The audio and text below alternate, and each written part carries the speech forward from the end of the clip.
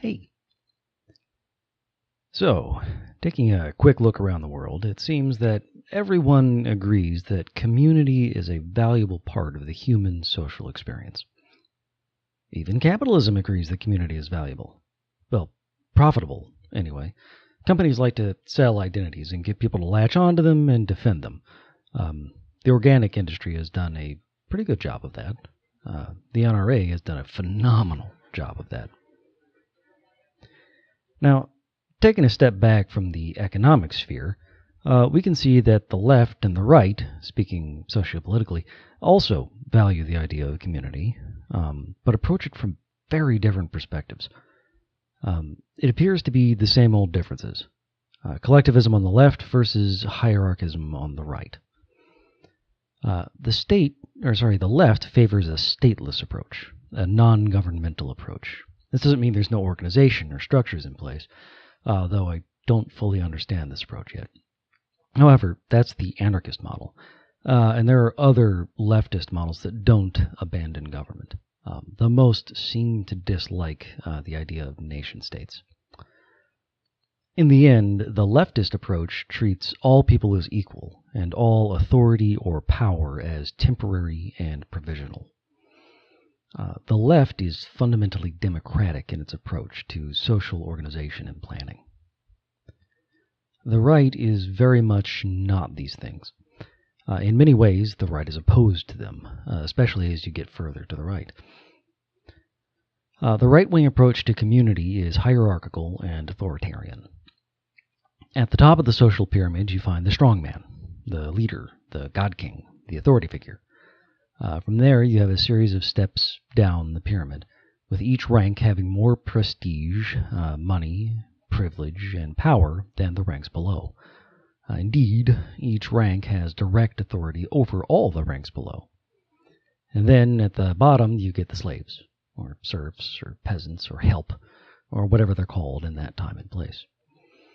They're the people who have little or no power or hope to change their status for the better. Perhaps I've made my preferences clear, but perhaps not.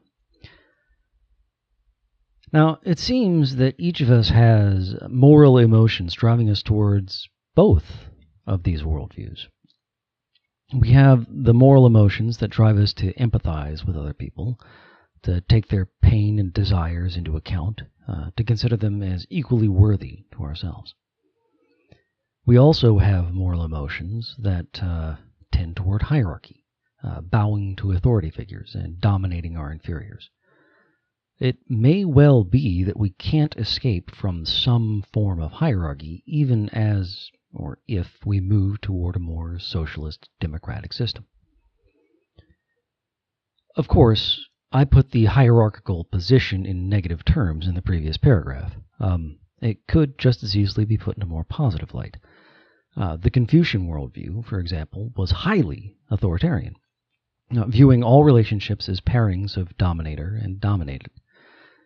His 5 examples, in a non-exhaustive list, were father and son, husband and wife, elder brother and younger brother, friend, and lord and peasant.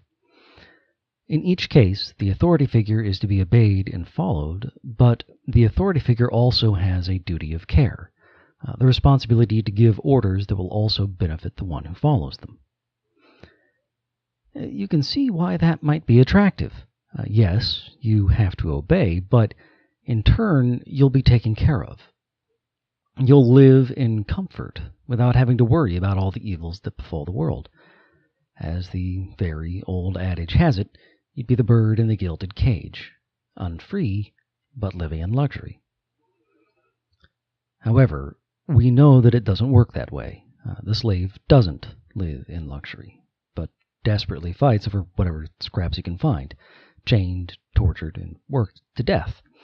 The authoritarian model of the right is not merely deeply flawed, it's unworkable. We know this because we have the example of the entirety of human history. The leftist model has only been tried on very limited scales, both in time and space.